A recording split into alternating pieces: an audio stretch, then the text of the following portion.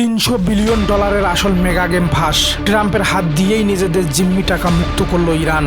প্রিয় দর্শক, আজ আমরা উন্মোচন করব ট্রাম্প আর ইরানের মেগা চুক্তির আড়ালে থাকা সেই $300 বিলিয়ন ফান্ডের ভেতরের আসল মেগা গেম, যা নিয়ে আমেরিকার ক্ষমতার কেন্দ্রবিন্দু ওয়াশিংটনে এখন তীব্র গৃহযুদ্ধ শুরু হয়েছে। ডোনাল্ড ট্রাম্প প্রশাসন বাইরে বড় বড় মুখ করে প্রচার করছে যে এই চুক্তির ফলে আমেরিকার পকেট থেকে $1 ইরানকে দেওয়া হচ্ছে না, কিন্তু আন্তর্জাতিক গণমাধ্যম দ্য গার্ডিয়ানের বিশেষ কূটনৈতিক প্রতিবেদন বলছে সম্পূর্ণ উল্টো কথা।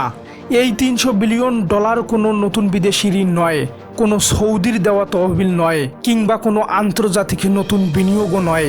এটি খোদ ইরানেরই নিজেদের টাকা, যা এতদিন আমেরিকার করা অর্থনৈতিক ও ব্যাংকিং নিষেধাজ্ঞার কারণে বিশ্বের বিভিন্ন দেশের ব্যাংক ও আন্তর্জাতিক ফান্ডে জিম্মি বা ফ্রিজ হয়েছিল।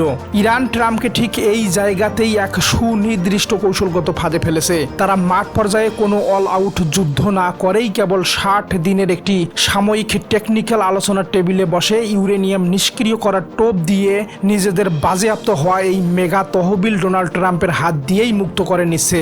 এর ফলে আন্তর্জাতিক ব্যাংকিং চ্যানেলে ইরানের প্রবেশ অধিকার পুনরায় সচল হওয়ার পথ তৈরি হচ্ছে, যা তেহরানের জন্য বড় ধরনের স্বস্তি এনে দেবে।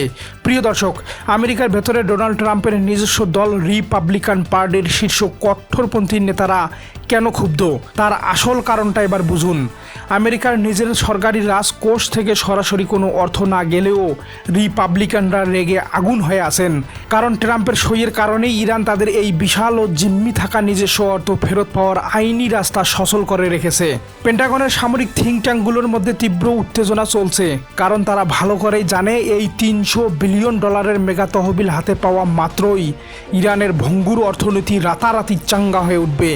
বিশ্লেষকরা মনে করেছেন এই বিশাল পুঁজি বাজারে এলে ইরানের অভ্যন্তরীণ উৎপাদন ব্যবস্থা এবং বাণিজ্যিক ঘাটতি দ্রুত কাটিয়ে ওঠা সম্ভব হবে, যা তাদের আঞ্চলিক শক্তি হিসেবে আরও টিকিয়ে রাখবে।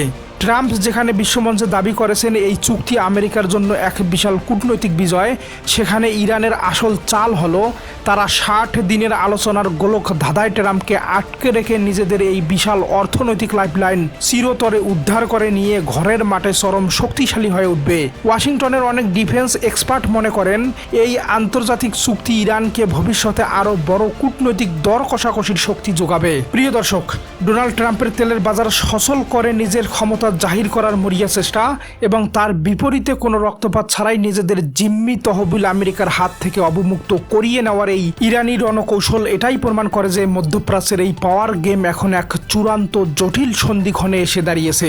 নিষেধাজ্ঞা তুলে নেওয়ার এই মেগা গেম বৈশ্বিক তেলের বাজারের পাশাপাশি আন্তর্জাতিক ভূ রাজনীতিতেও দীর্ঘমেয়াদী প্রভাব ফেলতে বাধ্য।